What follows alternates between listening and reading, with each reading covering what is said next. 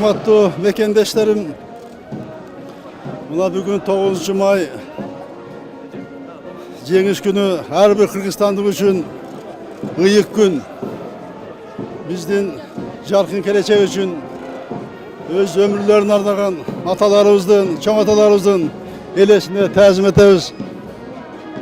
Бүгүнкү биздин жүрүшүбүз алардын өлбөс өчпөс эрдигине арналат. Алардын эрдиги эч качан унутулбайт. Кийинки муундарында жүрөгүндө бул сакталат. Дүйнөдө тынчтык, элибизде ынтымак, аманчылык болсун.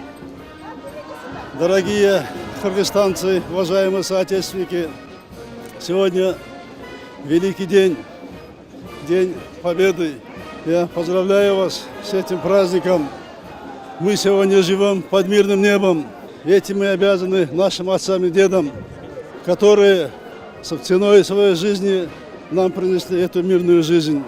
Сегодняшнее наше шествие – это дань уважения, вечной памяти нашим отцам и дедам.